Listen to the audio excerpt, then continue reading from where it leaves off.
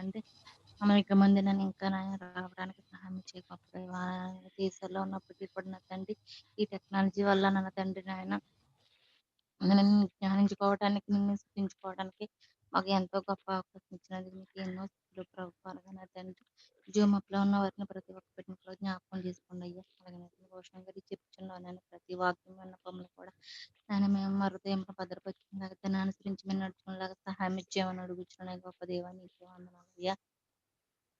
అలాగే నేను చెప్పుకొచ్చున్నాను నా బిడ్డకు కూడా నా తిరిగి జ్ఞానాన్ని దయచేయమని అడుగుచున్నాను నా తండ్రి. అలాగే నా ప్రతి వాక్యం కూడా నన్ను చెప్పాలన్న బైబిల్‌లో మాటలు మేము నా తండ్రి అర్థమయ్యేలాగా మేము దాన్ని అనుసరించి నడుచుకునేలాగా సహాయం ఇచ్చేయమని దీనివల్లైనా నేను చేసిన ప్రార్థన పాదాలు చెంతకు చేర్చుకొని నా ప్రార్థన నెరవేర్చుకుని చేసినామని అడిగి పెట్టుకుంటున్నాం తండ్రి. ఆమేన్. ఆమేన్. దేవునికి మహిమ కలుగును గాక. ప్రార్థనలో నడిపించినటువంటి సహోదరి హెప్సిబా గారికి హృదయపూర్వకమైన వందనాలు తెలియజేస్తున్నాను మనందరి తరపున. వందనాలు. మనకున్నటువంటి సమయంలో కొన్ని నిమిషాల్లో ఈరోజు ప్రత్యేకంగా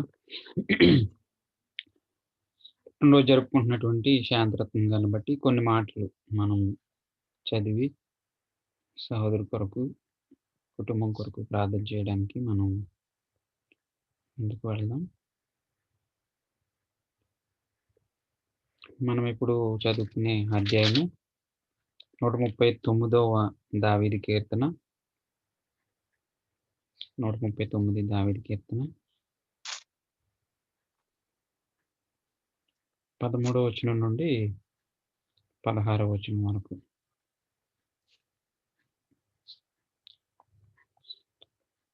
13వ వచనం నుండి 16వ వచనం వరకు. ఎవరు చదువుతారండి? ఎవరో చదువుతారు. నేను చదువుతానండి. చదవండి. 139 అండి. అవునమ్మా. 139వ దావీదు కీర్తన 13వ అధ్యాయము 13వ వచనం నుండి 16 వరకు. సుజాత గారు చదవండి. విజయ్ కుమారి గారు వివరిస్తారు. చదవండి.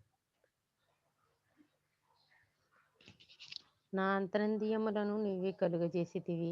నా తల్లి గర్భమందు నన్ను నిర్మించిన వాడవు నీవే. నీవు నన్ను కలుగజేసిన విధము చూడగా భయమును ఆశ్చర్యమును నాకు పుట్టుచున్నవి. అందును బట్టి నేను నీకు కృతజ్ఞతాస్తుతులు చెల్లించుచున్నాను. నీ కార్యములు ఆశ్చర్యకరములు. ఆ సంగతి నాకు బాగుగా తెలిసి ఉన్నది. నేను రహస్యమందు పుట్టిన నాడు, భూమి యొక్క అగాధ స్థలములలో విచిత్రముగా నిర్మించబడిన నాడు, నాకు కలిగిన ఎముకలు నీకు మరుగై ఉండలేదు. నేను పిండమునై ఉండగా నీ కన్నులు నన్ను చూచెను. నియమింపబడిన దినములలో ఒక్కటైన కాకమునిపే నా దినములన్నీయు నీ గ్రంథంలో లిఖితములాయెను. దేవుడి పరిశుద్ధ వాక్యం తన వెనుకల్లో దీవించునుగాక. ఆమేన్. ఆమేన్. విజయ్ కుమార్ గారు వివరించండి వచనాన్ని. విజయ్ కుమారి గారు ఉన్నారా?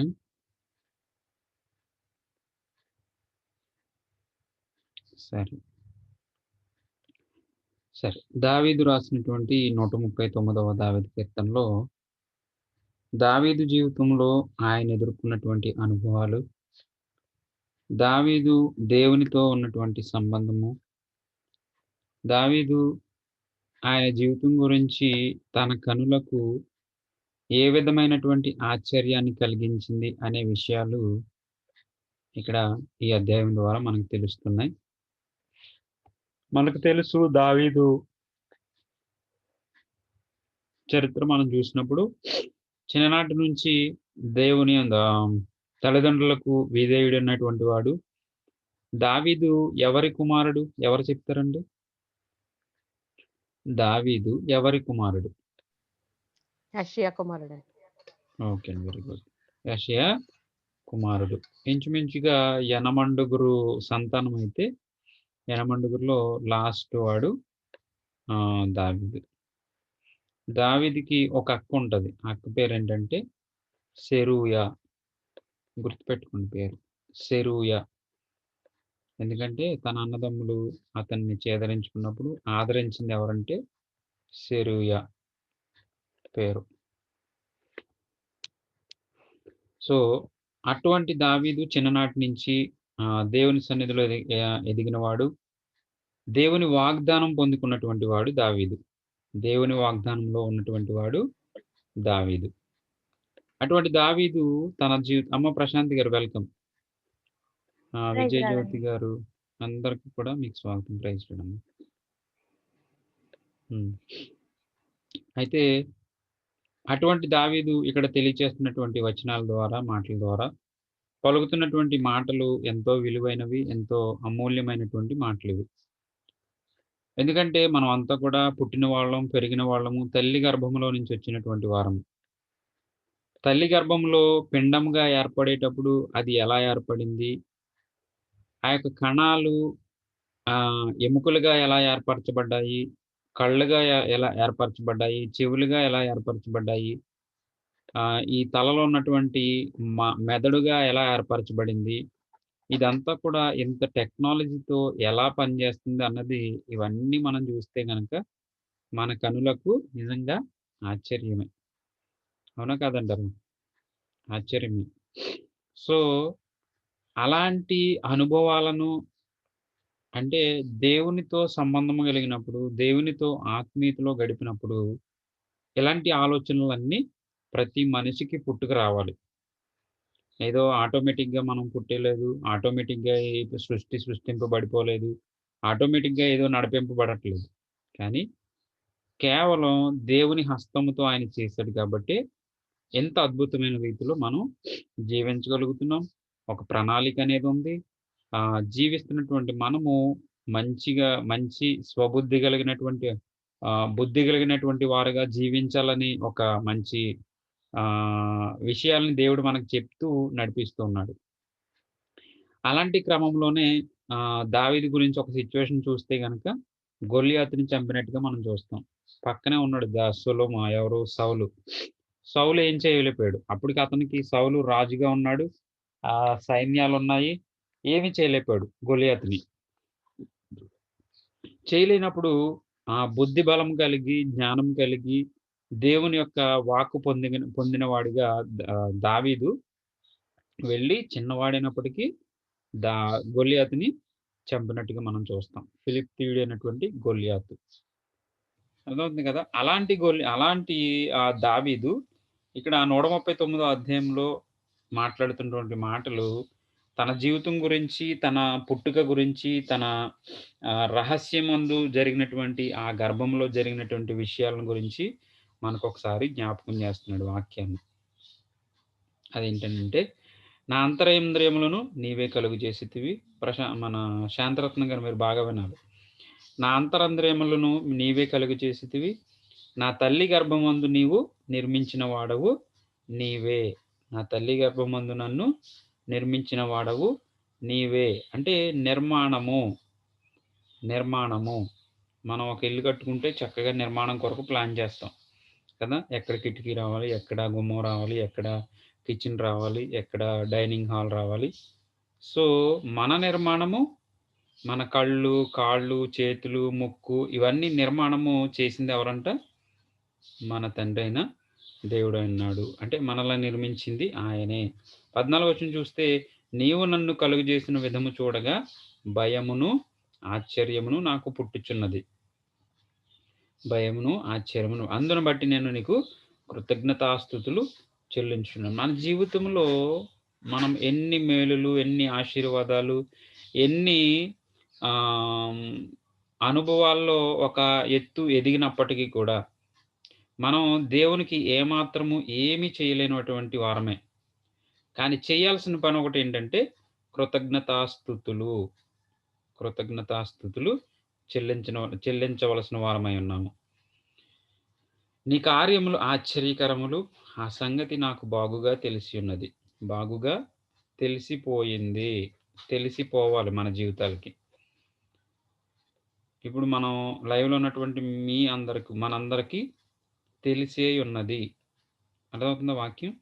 తెలిసి ఉన్నది. సో దేవుని యొక్క గొప్ప కార్యాలని మనము అనుభవిస్తున్నాము. దేవుడు నడిపిస్తున్నటువంటి విధానంలో మనము ఆయన యొక్క కాపుదలలో ఆయన కృపను మనము పొందుకొని విన్నాం కాబట్టి మనకు ఆయన విషయాలు, ఆయన సంగతి, లేక ఆయన ఆశ్చర్య కార్యాలు మనకు తెలిసే ఉన్నవి. నేను రహస్యమందు పుట్టిన నాడు భూమి యొక్క అగాధ స్థలములలో విచిత్రముగా నిర్మింపబడిన నాడు. అర్థమవుతుందా మీకు? భూమి యొక్క అగాధ స్థలములలో విచిత్రముగా నిర్మింపబడిన నాడు.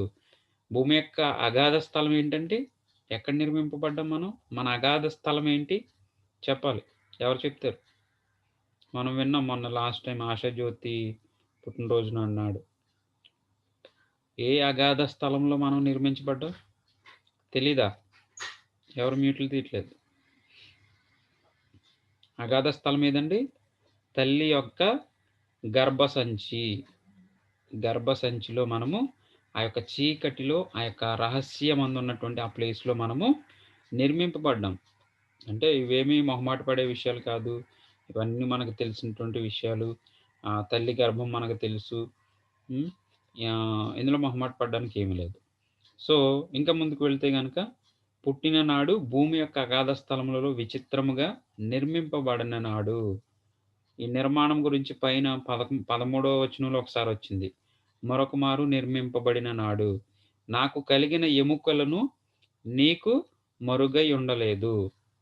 ఎన్నో ఎముకలు, మన బాడీలో ఉన్నటువంటి ఎముకలు ఎన్నో లెక్క చెప్తారు. 283 సంథింగ్ ఎంతో లెక్క ఉంటుంది మొత్తం, తలనెత్తి నుంచి అరికెల వరకు.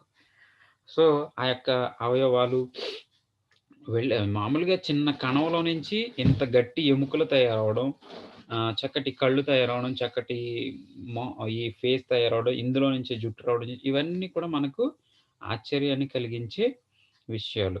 నిర్మింపబడిన నాకు కలిగిన ఎముకలను నీకు మరుగై ఉండలేదు. నేను పిండమునై ఉండగా నీ కన్నులు నన్ను చూచెను. అప్పటి చూసినటువంటి కన్నులు ఇప్పటి వరకు చూస్తూనే ఉన్నాయి. అప్పుడు కాచినటువంటి కాపుదల ఇప్పటి వరకు మన జీవితాలపై కాస్తూనే ఉన్నాయి. నియమింపబడిన దినములలో ఒకటైనా కాకమునుపే నా దినములన్నయు నీ గ్రంథములో లిఖితములాయెను. చూస్తున్నారా? లిఖితములాయెను. చూడండి, పుట్నోట్లు ఏముంది? లేక ఒకటైనను కాక మునిపే నా అవయములు దినదినము రూపింపబడుచుండగా అవన్నీ నీ గ్రంథములో లిఖితములాయెను. ఇదనమాట అండి. అంటే దేవుడు మన కొరకు తీసుకున్నటువంటి కేర్, మన కొరకు ఆయన ఏర్పరిచినటువంటి ఒక ప్రణాళిక. మరి ఈ ప్రణాళిక ఆయన ఇచ్చినప్పుడు, ఇలాంటి ప్రణాళికలో మనల్ని పుట్టించినప్పుడు మనం ఆయనకు ఏ విధమైనటువంటి లోబడేతత్వము, ఏ విధమైనటువంటి విధేయత కలిగి మనము ఆయన సన్నిధిలో ఉంటున్నాము, లేకపోతే ఆయన సన్నిధిలో మన సమయాన్ని ఎంతవరకు గడపగలుగుతున్నాము అనేవి చాలా ప్రాముఖ్యమైనటువంటి విషయాలు. మనం ఇప్పుడు ఏదన్నా మనం వాడుతున్నటువంటి ఫోన్లు కానీ ఏమన్నా కానీ ఎవరో ఒకరు దాన్ని మ్యానుఫ్యాక్చరింగ్ చేయకుండా అది తయారు కాలేదు. దాన్ని తయారు చేసిన వారు కంపెనీలు కానీ, ఇంజనీర్స్ కానీ, సైంటిస్టులు కానీ, మనం వాడుతున్నటువంటి అనేక వస్తువులు వాళ్ళు తయారు చేస్తున్నారు. ఇప్పటి వరకు కాలిరిగిపోతే కాలు తయారు చేసిన వాడు లేడు.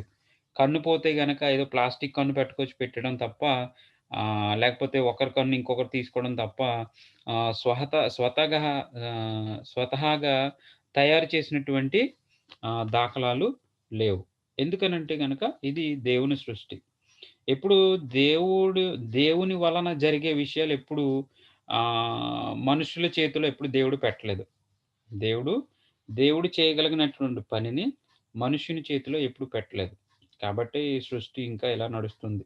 ఒకవేళ ఈ అవకాశం గనక కన్ను పోతే కన్ను తయారు చేసే అవకాశం దేవుడు మనుషులకి ఇస్తే గనక ఈ పాటికి ఇంక మొత్తం దేవుని మాట వినకుండా, ఎంత పెద్ద డాక్టర్ అయినా చూడండి, ఫైనల్‌కి ఒక మాట అంటాడు, మేము చేయగలిగింది చేస్తున్నాం, అంతా పైవాడి దయ, అంతా దేవుని కృప మీద ఆధారపడి ఉంది.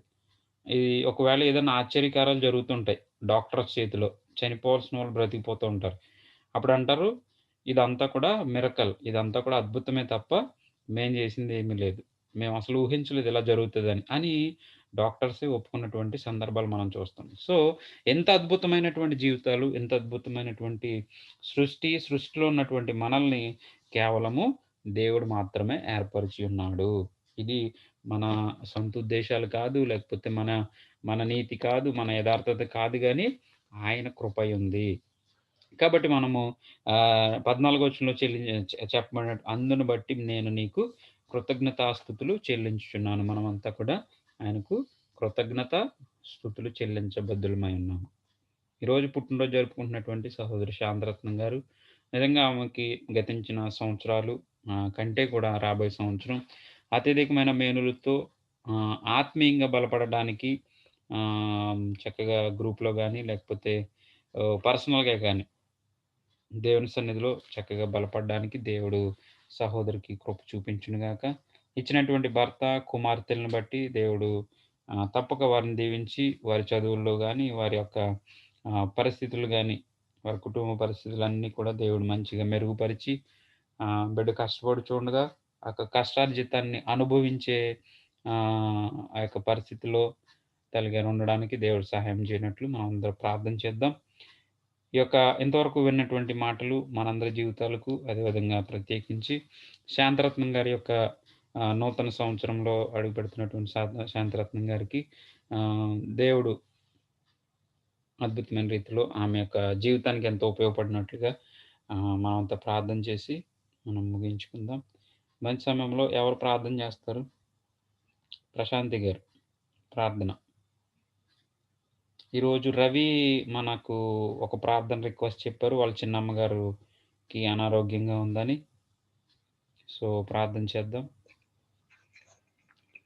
అదేవిధంగా శాంతరత్నం గారు పుట్టినరోజు సందర్భంగా శాంతరత్నం గారి గురించి ప్రార్థన చేద్దాం. సుజాత గారు పాటల కార్యక్రమం మంచిగా రిజల్ట్స్ బాగుండాలని ఇంచుమించుగా నెంబర్ ఇచ్చారా? ఇంకెవరికి కదా నెంబర్ అండి? సరే, టైం ఉంది కదా, ఇవ్వండి. మంచిగా జరగాలి అన్ని విషయాలను బట్టి ప్రార్థన చేయండి. మీకు జ్ఞాపకం ఉన్న విషయాలను బట్టి. సుజాత గారు వారి తమ్ముడు గారి గురించి చేయండి. ఒక స్థలం రిజిస్ట్రేషన్ గురించి ఇబ్బంది పడుతున్నారు. ఎవరైతే ఇబ్బంది పడుతున్నారో వారికి దేవుడు మంచి మనసు ఇచ్చేటట్టుగా. హెప్సిబా గారి గురించి మన లైన్లోకి వచ్చిన వారు అందరిని బట్టి ప్రార్థించి.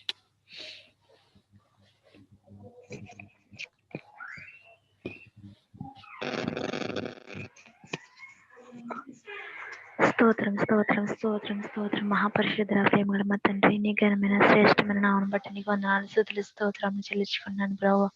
ఈ రాత్రి కాల సమయంలో నీవు ఇచ్చిన ఈ కృపను బట్టి నీకు వందనాలు తండ్రి. చూపు ద్వారాగా నేను స్తుతించుకోవడానికి, నీ యొక్క పరిశుద్ధ గ్రంథం గురించి కొన్ని మాటలు తెలుసుకోవడానికి నీవు ఇచ్చిన ఈ సమయాన్ని బట్టి, అలాగే ప్రభువా నీకు వందనాలు చెల్లించుకుంటున్నాను ప్రభువా. గ్రూప్లో ఎంతమంది అయితే ఉన్నారో ప్రతి ఒక్కరిని దర్శించండి రాత్రి కాల సమయంలో ప్రభు. అదిగో తండ్రి, జీవనపు ద్వారాగా నీ వాక్యాన్ని విని ఉన్న ప్రతి ఒక్క బిడ్డని ప్రభు నీ వాక్యంతో వాళ్ళ హృదయాన్ని తండ్రి. ప్రతి ఒక్క బిడ్డని దర్శించి కృప చూపు నడిచిన ప్రభు మొదలుకొని రాత్రి కాల సమయం వరకు ఎంతగానో ఆ పని పాటల్లోనూ వెళ్ళి వచ్చి ప్రయాణంలో ఎంతగానో సహాయం చేసిన దేవుడా నీకు వందనాలు తండ్రి. స్తోత్రమయ్యా ప్రభు. ఇదిగో తండ్రి, ఈ రోజు గ్రూప్ లో ఎంతో మంది పాటలు పాడి ఉన్నారు ప్రభు. ప్రతి ఒక్క బిడ్డలకు మంచి స్వరం దయచేసి తండ్రి. ప్రతి ఒక్కరు ప్రభు సిగ్గుపడకుండా నీ అందుకు ధైర్యంగా బిడ్డలు ఉండి ఆ యొక్క వాక్యాన్ని చదవడానికి, పాటలు పాడడానికి, ప్రార్థన చేయడానికి నీ యొక్క సహాయం వారికి దయచేయమని నడుచున్నాను తండ్రి. స్తోత్రం నీకే వందనాలు తండ్రి. అలాగే తండ్రి, ఈ రోజు పుట్టినరోజు జరుపుకుంటున్న ప్రభా యొక్క శాంతారత్నం గారికి ప్రభు మీరు సహాయం దయచేసి నడిచిన మా బిడ్డలను నూతనమైన ఆడలు అడుగు పెట్టించుండగా నీ దయా కిరీటం దయచేసినందుకు నీకు వందనాలు తండ్రి. ప్రభు స్తోత్రంగా బిడ్డ పని పాటలను మీరే సహాయం దయచేయండి.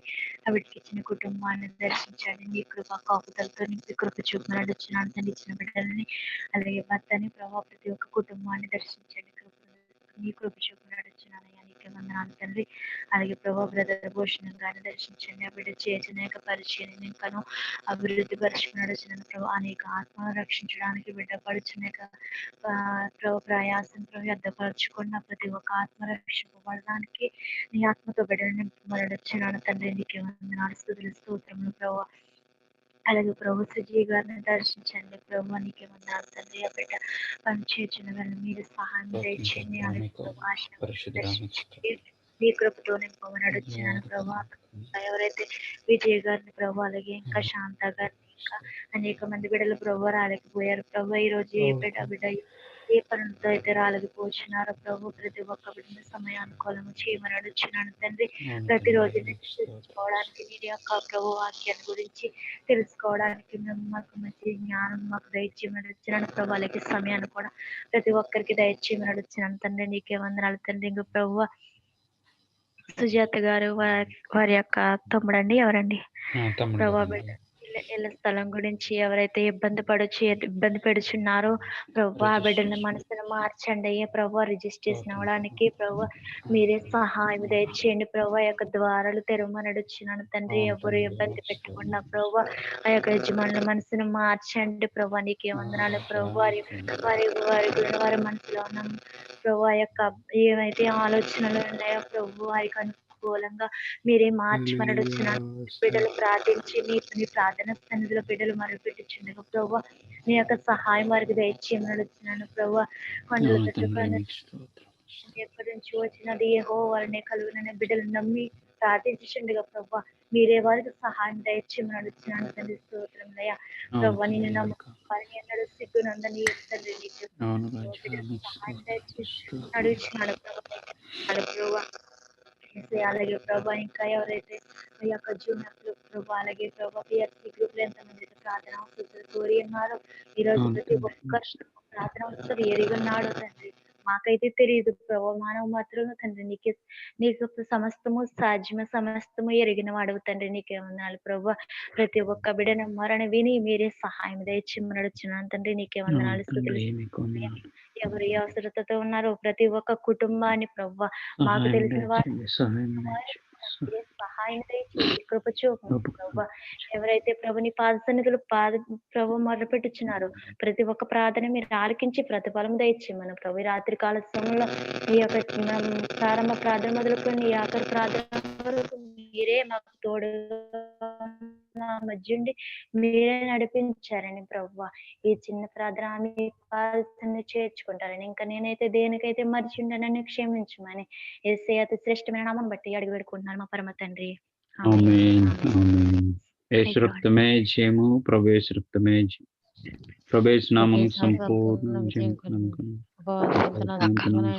మహిమ కలుగును గాక. ఆమేన్ ఆమేన్ ఆమేన్. వందనాలండి. శాంతరత్నం గారు గాడ్ బ్లెస్ యూ అండి. తప్పగా రాబోయే సంవత్సరం మీరందరూ కూడా విషెస్ తెలియజేయాలంటే తెలియజేసింది లైవ్ లో. Shantaratnam garu wish you many many many more happy returns of the day అండి. బర్త్డే సాంగ్ పాడేయారండి బ్రదర్. బర్త్డే సాంగ్ ప్రార్థనకు ముందు మనం పాడాలి. కరెక్ట్. ఇప్పుడు పాడండి. Happy birthday to you, happy birthday to you, happy birthday happy birthday to you Shantaratnam garu. God bless you. దేవుడు మిమ్మల్ని దీవించును గాక. మిమ్మల్ని మీ కుటుంబాన్ని వినాలని దేవుడు మిమ్మల్ని చల్లగా చూడును గాక. ఆమేన్. ఆమేన్ ఆమేన్. అది చక్కగా అలా రోజుకొకరు. ఫస్ట్ టైం అండి నేను శాంతారత్నం గారు చూడడం. అవునండి. అలా రోజుకొకరు బాధ్యత తీసుకుని ఎప్పుడు వీడియో. ఓకే అండి. గంగా శ్రీను అని ఉన్నదండి. నేమ్ ఏంటండి ఆవిడది? నేనే అయ్యో ఒరిజినల్ నాకు కుదరదు. నాకు